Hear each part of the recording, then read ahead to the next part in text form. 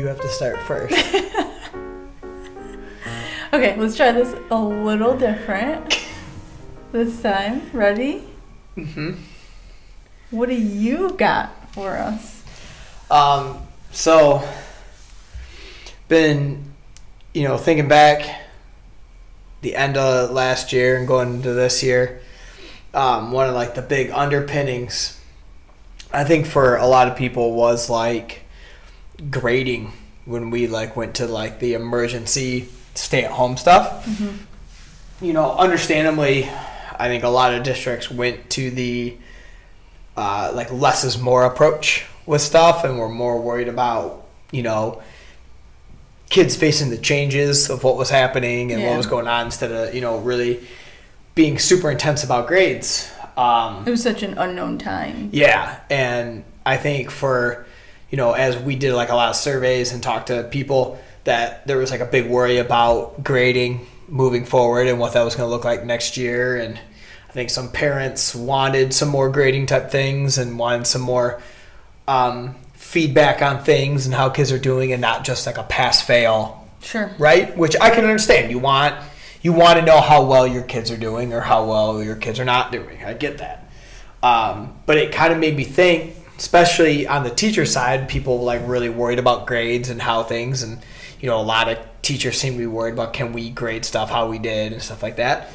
And it really made me think about why, what our purpose of grading is, because I feel like I was still successful at some things, even though I was doing like credit no credit stuff. And like I really changed in the spring. Or even like for last year and a little bit before that, I really had changed a lot of my grading to like pure feedback grading. So like it, calculated as a grade in the grade book, but what the kids saw was like feedback from me and not like a letter or percentage or whatever. So I kind of was thinking about like, what's our purpose of grading? Because I think next year it's going to be this mix of a lot of things. It's really charging up to be this flexible online and in-seat and hybrid and back and forth. And so like really looking at like what should be our purpose of grading, because now we're going to have to do it, and then like school year's going to be different. What are we going to do? So I think that so much of what we've been talking about comes back to purpose, and so much of what we've been talking about comes back to intention. So no matter what you are thinking about as far as education or what our year is going to look like as teachers and students and other stakeholders, like just really asking yourself good questions and really trying to think about that intention first. What's your philosophy behind your actions? And so I think my mindset going forward, and kind of like where it's been leading up to this, but definitely now that we've been trying to do so much learning and trying to think so differently about where we're going to head, because we have to, like when you know better, you do better. And so I just feel like my grading will focus so much on helping kids see their progress, helping kids see their successes, their areas for growth, but speaking a language to them that like maybe they even help create, right? Like I think about, like you were saying, giving kids feedback versus letters and percentages and whatever. Yeah.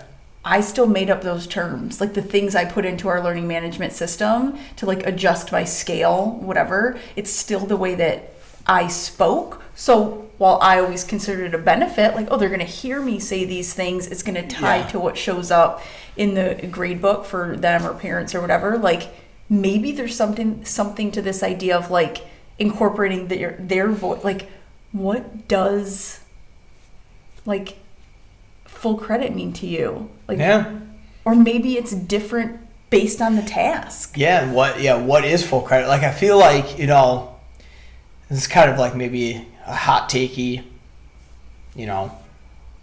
guess out there. Like there's an element of like, I feel like there was such a push by our district to say, hey, don't worry about grades. Yeah. Because I think there's a knowledge out there by our district that a lot of teachers, like whether we try to or not, use grades become this weird motivator that really is like a negative motivator. Mm-hmm. Like, you got to turn in your work or you're going to get a 0. It's like a punitive consequence. It's a punitive consequence instead what we of hope it might be like a motivating reward, or like informational. Yeah. Like when you talk about kids practicing to an end result, going through like a unit, like why is it important or even necessarily expectation that on the first assignment in the process of a bigger unit is an A? Yeah. Like, what does that mean? Yeah. Like, they got it all right? Yeah. Like, well, I don't know. Part of me is like, well, if they're getting it all right, like, what am I doing? Like, am I not challenging them? It's like, this is the beginning of the, like, I worry that, like, that was, like, the big thing is, like, they know, there's a punitive deal with grades that are, like, you get 0s for not doing it. You get A's for doing it all right, and that's the expectation. Like, ooh, so is it more like compliance and not like really individual growth and progress? Yeah, and I feel like, I don't know, I'm pretty fired up in this time to do like some massive changes and overhauls in how I do stuff. Let's disrupt, right? Because like you're pushed to. Yeah. You got to get out of your comfort zone because the comfort zone just got shattered. It's not going to exist anyway. Right? So why not look at all of your components and start to disrupt? I feel like, and I've been guilty of this for a lot of years until I started thinking about things a little bit differently. Like, I feel like we put this arbitrary grading system in place that we've always done. Mm-hmm. And then when students aren't motivated by getting good grades, or in a lot of cases, the only motivations grades do are not to get bad ones. Okay. And bad and good are arbitrary depending on who the student are and or that whatever. But that idea of like you either want to get good grades or you don't want to get bad grades. Mm-hmm. When they're not motivated by that, we battle and create all these ways to somehow get them motivated a different way. So we set up reward systems or big fun days or like all these things to motivate them to work, which is just basically be compliant to these things, right? Instead of going, is the work worth doing? Is it meaningful? Is it meaningful work that kids are going to do? Now, I'm not saying that every kid, when you create a meaningful assignment, every kid's going to right? No. Yeah, because there's other issues and there's other things, and that's where equity comes in and stuff like that. But maybe that's the opportunity for that voice, is getting them more involved. Yeah, in the work. I know when I start thinking that way, one, it makes me want to make better assignments and better things, and it makes me think about the purpose. Is this purposeful or is this busy work? Yeah. And I think we get into this trap of I'm supposed to give these assignments because I'm supposed to give homework because it's school. And that's the expectation. And I have to grade these assignments. Yeah. And if you don't do it, I have to give you a 0. Yeah. And it turns into this cycle of a kid, the most powerful kid in a school is a kid that's not doing their work and is not affected by the 0 you give them. And goes, okay. The most powerful. And then that kid can turn around and blow up a test and kill it. Yeah. And because it rifles the entire process. But then it goes back to your original question of like, what's your purpose then? Right. Is it to assess mastery? Is it to see if they're there? Okay, then maybe does that student then not have to do X, Y, and Z leading up to it? Right. They're showing progress and growth. And more importantly, as a teacher, do you have the flexibility and patience and courage, dare I say, to go, it's fine. Yep, he didn't do that assignment or that assignment or that assignment. Yeah. But at the end of the unit on the test or in class when we're talking or like whatever, crushes it. But that's where I think what we were saying from the beginning is then you have to have some conviction. Like you have to have a strong philosophy in your purpose for grading, how you're grading and what you're grading to stand on something, right? To then be able to say, this is what I believe as far as like how I look at my students for progress and the tasks that I'm expecting them to complete. And this is why this kid's okay, but this kid needs to keep going. And I'm looking for equity and like supporting them, however, meeting their own individual needs, right? And then how you rock, because like I get math, I guess is a different, it's its own beast, just like any other subject is its own beast. But with like math, you have this setup where you practice these skills and all these things, and then you have like a unit test that tests the same skills. Right. Like I get so frustrated when I get kids or have kids or kids have moved on from me, and I chat with them and they might miss some assignments, get an A on their test, but now they don't have an A in the course because they're missing homework assignments bring them down. Right. It's like I didn't practice this skill, but then I showed you I'd like mastered it.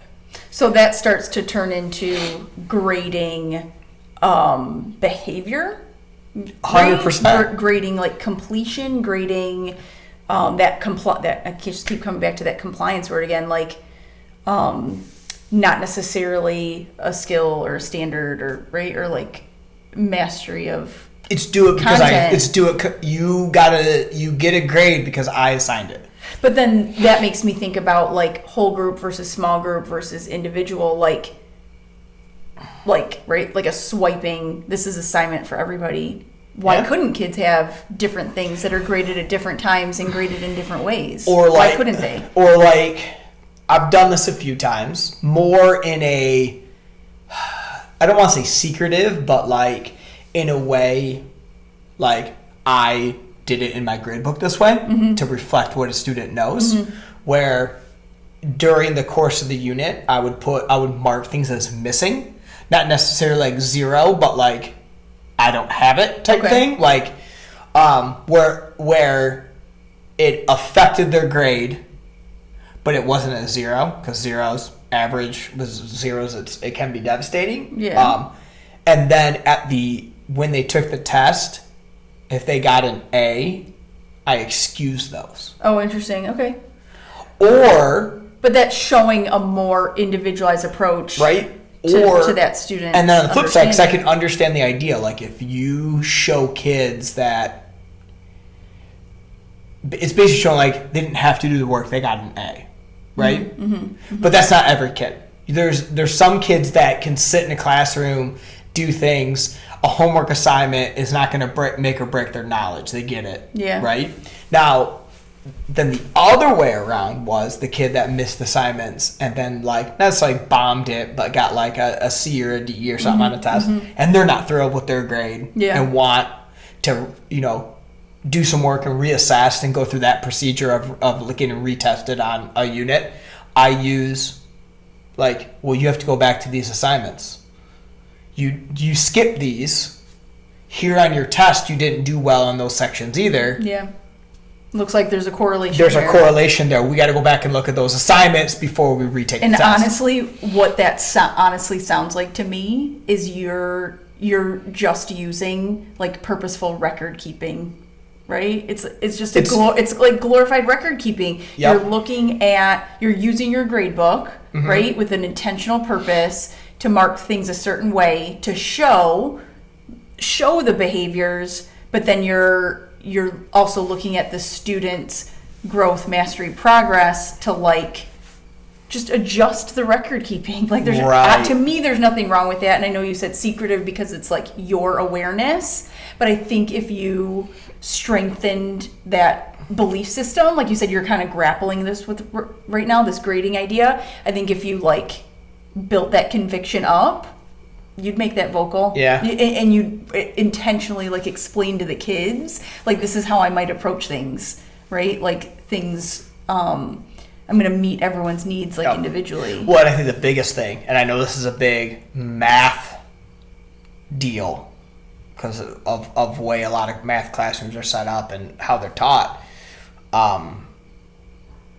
Like the biggest thing that led me down that road in the last several years, providing more and more opportunities in class for kids to build their concept knowledge, show what they know in like a formative assessment type idea, and do some more problem solving routines. Basically other opportunities than basic homework assignments to show that they're working on gaining knowledge of a concept. Because I think too often in math classes, I mean, we grew up, everybody I think grew up, unless you had some really great teachers throughout the time. A lot of kids grew up in math classes where you got lectured, you went over examples together, and got a homework assignment. Yeah, and then sounds familiar. The next day you graded it, rinse and repeat until you had the test. So like your really only opportunity to show your teacher you working on concept knowledge and gaining knowledge and problem solving was through those homework assignments. Yeah. So if you didn't do them, the teacher had nothing to go, yeah, I think you got it. Yeah. Right? So the more I did, I've went to problem solving routines and number talks and basically just using the class time as practice and things and opportunities that are outside what you would call traditional math homework. Sure. It's allowed me to have a little bit more courage to let go some of those not necessarily meaningless homework assignments, but a homework assignment that real quick, if you've shown me somewhere else that you know this, I'm not sweating you missed it from the beginning. Yeah. Where before I'd let it go and put missing or whatever, kind of sweat it out, work on stuff during class and go, man, I really hope they're getting it. Even though I talk to them and they're like, I'm still whatever. Yeah. And then hopefully they show it on the test. Like giving myself a little bit something else other than you want to have a more solid foundation to know your kids and know their skill. Right. And giving them more opportunity to show it, giving you more opportunity to like have evidence, right? Yeah. I want to come back to your hot take and give an even hotter take. More hot takes.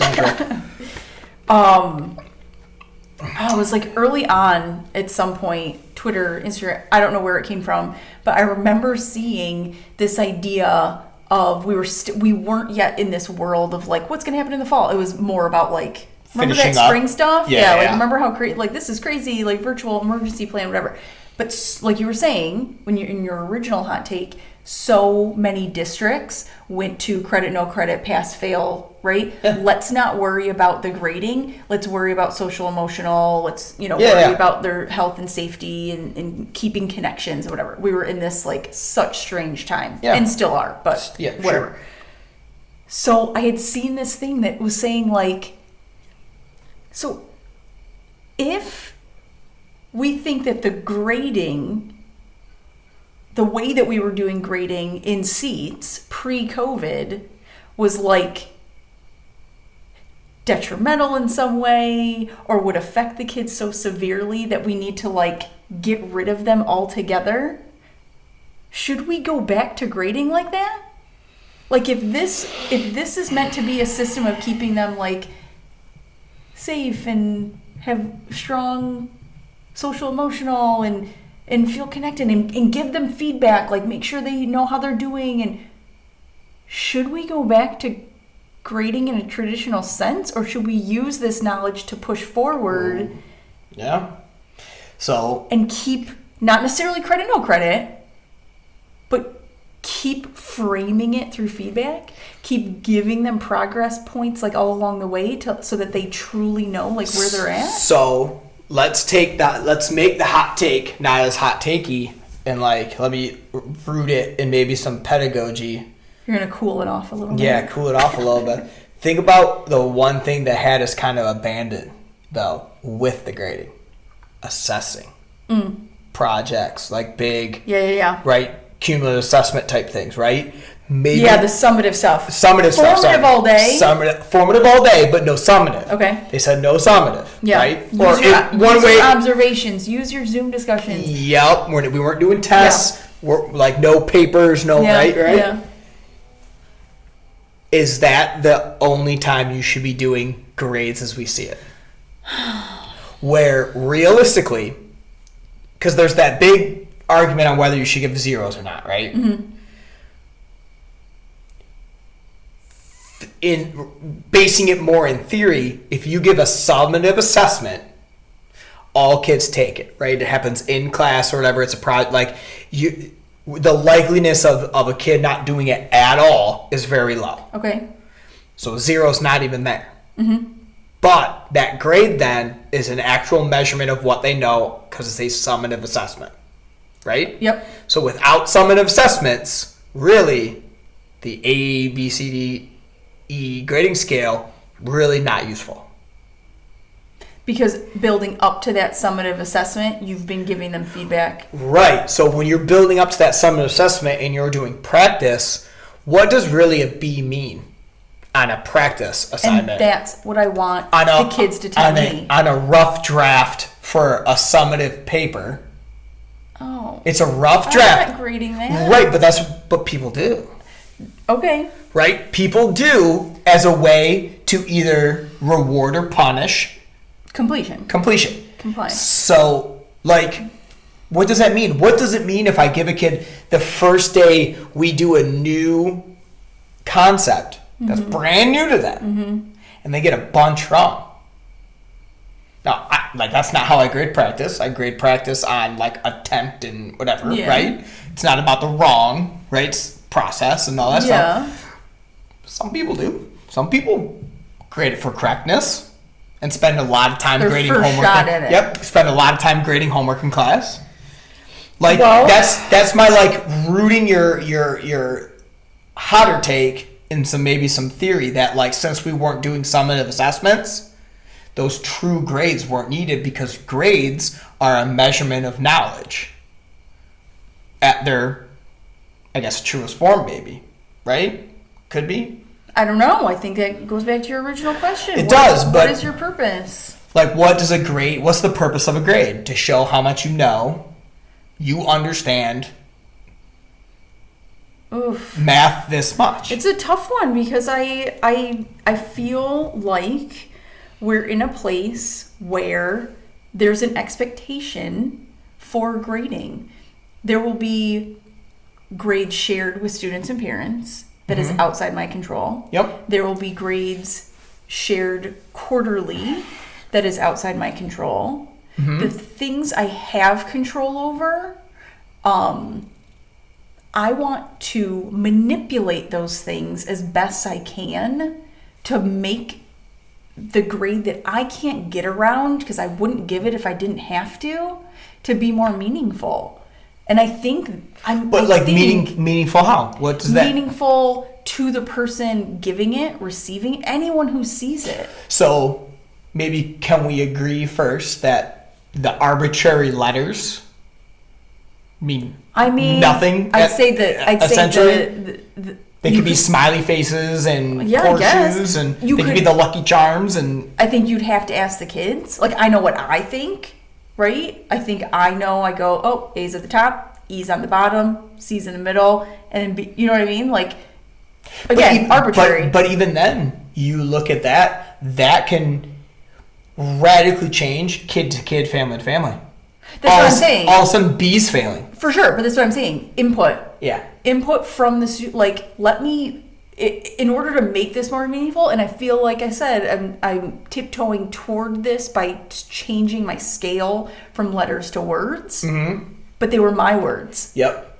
Let me give up even more control and see up the words. Yeah, see what the kids think about these letters and these percentages, and what word makes the most sense to you, or what phrase makes the most sense to you when you're doing this type of task, when you're working on a personal narrative, and I want to give you some feedback on how you attempted strategies 1, 2, and 3 from our mini lessons.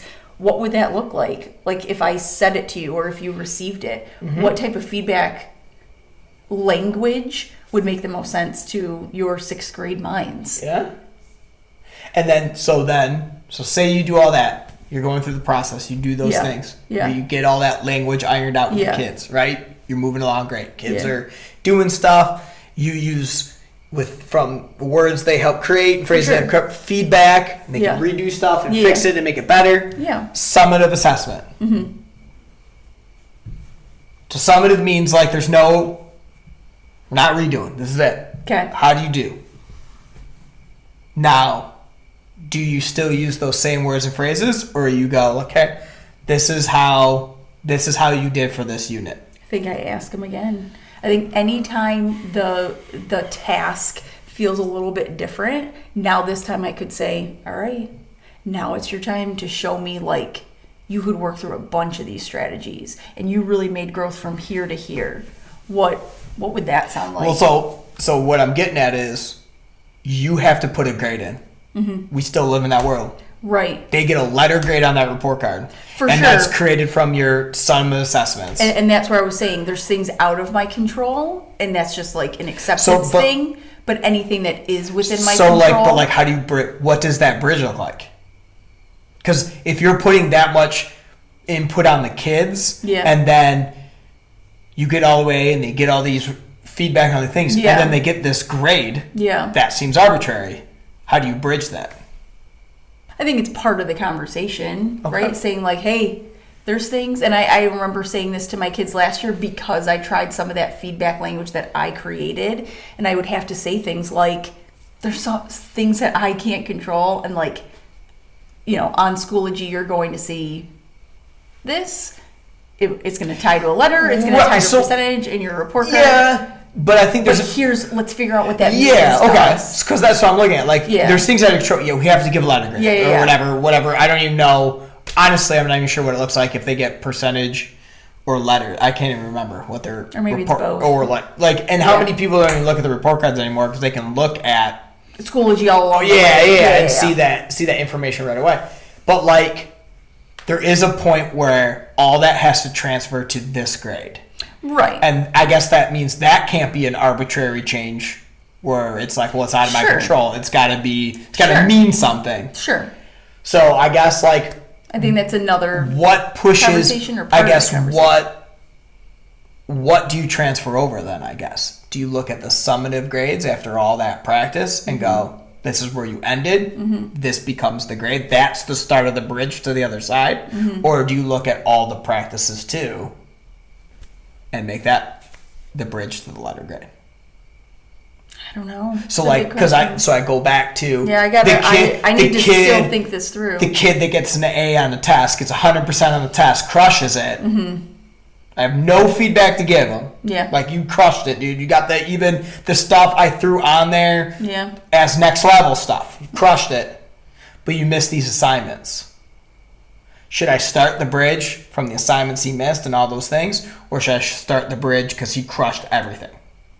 And that's what transfers over. What's the purpose of your grading? Exactly. But then you can't say it's arbitrary. I think I mean by that because it's as arbitrary as you make it. Okay.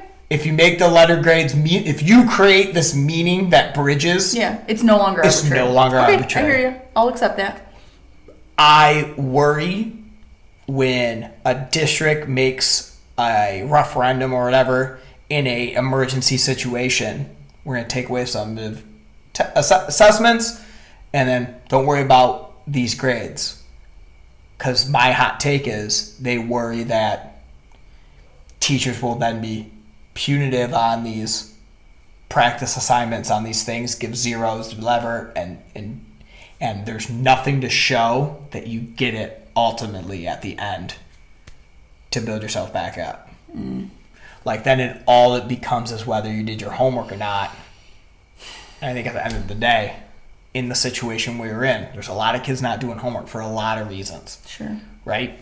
So there is that element of, while we might work really, really hard to make something that seems arbitrary no longer arbitrary, give it meaning, give it purpose.